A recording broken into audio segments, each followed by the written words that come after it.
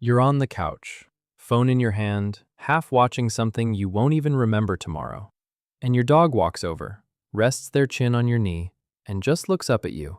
You give them a little pat, maybe a quiet, "Hey you," and then your eyes go right back to the screen. That moment, the one you've lived 100 times and barely noticed, your dog felt all of it, every second. And they didn't come over for the pat, they came to check something. They came to make sure you're still theirs. Because here's the quiet truth about loving a dog. You love them in your language, words, treats, the good food, the "who's the best boy in the whole world?" And they are listening so hard. But they don't speak human, they never learned it. So a lot of the love you pour out every single day, it lands in a language they can't quite read. It's not lost, but it's muffled. Like hearing someone say something kind to you through a closed door. And nobody ever teaches you their language. You just guess. You hope the cuddles mean to them what they mean to you. And mostly you get it right, because love finds a way. But there are gaps, little places where you're saying, "I adore you," and your dog is hearing nothing. So I want to hand you their actual language. 12 ways to say "I love you" that land in their world, not just ours. Some of them you already do. A couple are going to surprise you. And one of them, near the end, is something you do every single day and have never once thought of as love.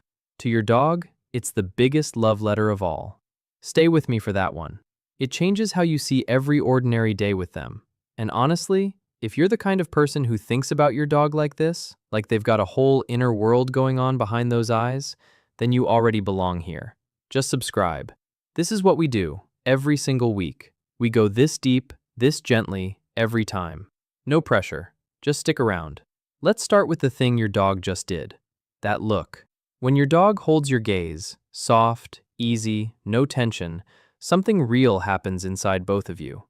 Not just a feeling, a chemical. The same one that washes over a new mother the very first time she holds her baby. Your dog gets a wave of it, so do you. It's the body's oldest way of saying, "This one is mine, this one is safe." But here's the catch. It only works gentle. A hard, locked-on stare? In dog, that's a threat. That's two strangers deciding whether to fight.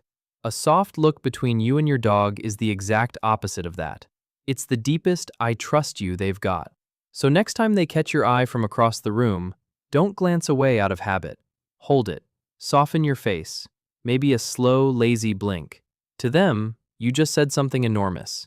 Number 2, your voice. And yeah, I mean the silly one. You know the one. High, soft, a little ridiculous. The voice that sneaks out of you when nobody's around to judge it. The "Hi baby, hello, yes it's you" voice. You might feel a bit embarrassed by it. Don't be. That voice is doing real work. Dogs don't follow our words. They follow our music. The pitch, the warmth, the melody underneath whatever we're actually saying.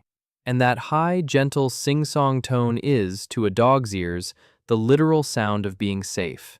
The sound of being delighted in. Talk to them like that and they lean in closer. They watch you longer. They stay. You could be reading them your grocery list. Doesn't matter. What they hear is, "You make me happy." So use the silly voice. It's not silly to them. It's a love song.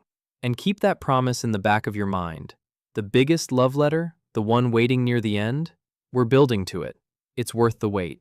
Number 3 is going to slow you down on every single walk from now on. We think a walk is exercise. Get out, do the loop, come home, done. But to your dog, the walk was never about their legs. It's about their nose. And their nose is alive in a way yours will never be. Thousands of times sharper than anything you'll ever experience.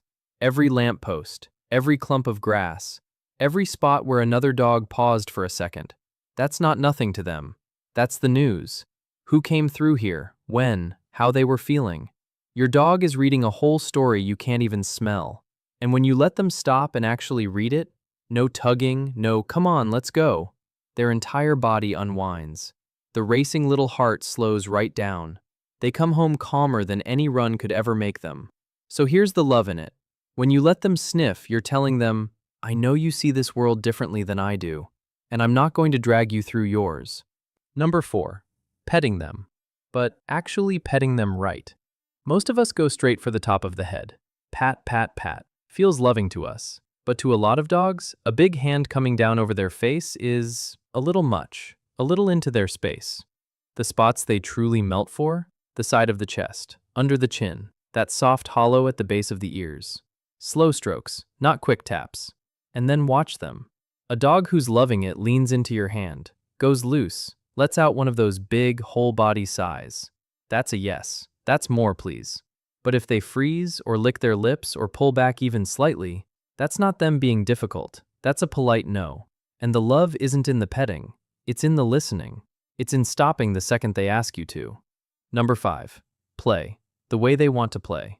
When you get down on the floor and really play with your dog, like you mean it, you're telling them something they understand instantly. Your joy matters to me. It's not about the toy, not about who wins the tug. It's about the fact that you chose them over everything else for a minute. And here's a tiny thing that does something huge.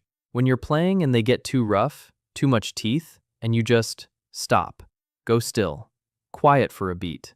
They learn, oh, that ended the fun. They figure out where the line is, not because you scolded them, but because the game itself taught them, gently. So play hard, let them win sometimes. And when you pause mid-game and they stare at you like, why'd you stop? That's a dog who simply cannot get enough of you. Number 6. Treats, but not the way you'd think. Food is powerful for a dog. A really good treat lights up the reward part of their brain, the part that makes anything in life feel worth doing. But there's a trap here. If treats are everywhere, all day, for no reason at all, they stop meaning anything. They just turn into wallpaper. The magic is in making the treat mean you. Save the good stuff, the chicken, the cheese, the thing they'd cross a busy road for the moments that actually count. When they come running the second you call. When they settle quietly at your side. When you walk back through that door after being gone all day. Now the treat isn't a bribe, it's a signal. It says good things happen when I'm near this person. And slowly, in their head, you become the source of every good thing. That's not their stomach talking. That's their heart. Number 7 flows right out of that. Catch them being good. Most of us only ever talk to our dog when they've messed up. No, off the couch, stop that. And the rest of the time, when they're just lying there being perfect, total silence. So flip it. One of the kindest things you can do for a dog's whole view of life is to notice the good moments out loud. They settle calmly, quiet, good. They look to you instead of barking at the window. A word, a treat, a smile. Because dogs raised on kindness, caught doing right instead of punished for doing wrong, actually grow up seeing the world differently, more hopeful, less afraid of it. You're not just shaping what they do, you're shaping whether your dog walks through life expecting good things or flinching from bad ones.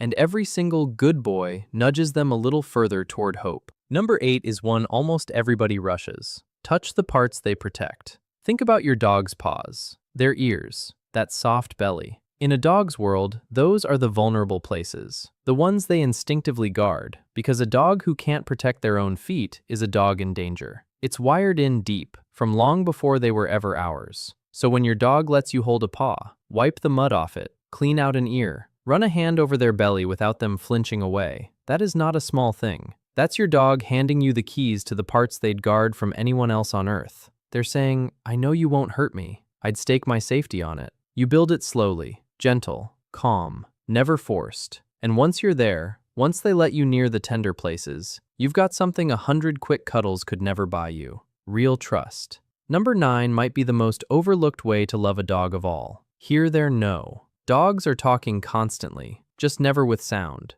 The yawn when they're not the least bit tired. The lip lick when there's no food in sight. The head turned away. The little lean backward. None of that is random. That's your dog quietly saying, I'm not okay with this right now. Please. And here's the hard part. Most of us miss it completely. We squeeze them tighter when they pull back. We push them toward the stranger's hand. We let the kids drape all over them while they sit there frozen. And every single time we override that silent no, the dog learns something sad. My voice doesn't count. But when you catch it, when you spot the lip lick and you ease off, give them room, let them choose. You just told your dog something huge. I'm listening. Even when you can't say a word, I hear you. There might be no deeper way to love them than that one. Number 10. Let them be near you when you rest. Where a dog chooses to sleep tells you everything about who they trust. Dogs come from a long line of animals who slept piled up together, close, warm, safe, because alone in the dark was dangerous, and together was survival. That instinct never once left them.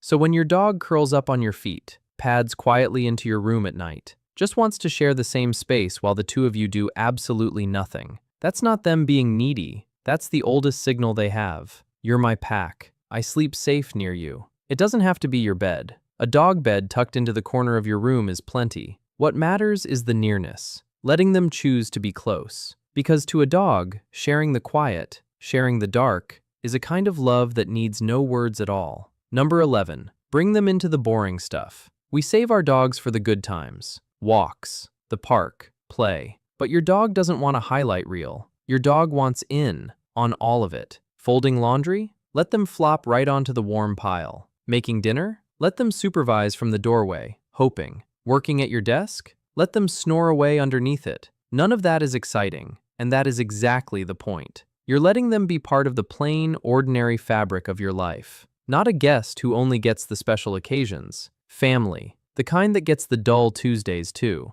And dogs feel that difference. Being folded into the nothing much moments tells them, clear as anything, I belong here. Not as a pet somebody takes out now and then, as one of the family, always around, always in it. And number 12, the hardest one on the whole list. Give them you, all the way. Not your body on the couch while your mind is somewhere inside your phone. You, your real attention, even 10 minutes a day. Sit with them and just be there. No screen, no to-do list ticking away in the back of your mind. Just your hand in their fur and your whole self in the room. Because dogs know. They can absolutely tell the difference between you being present and you just being parked next to them. They feel it when you're truly with them. And they feel it the moment you've drifted off somewhere else.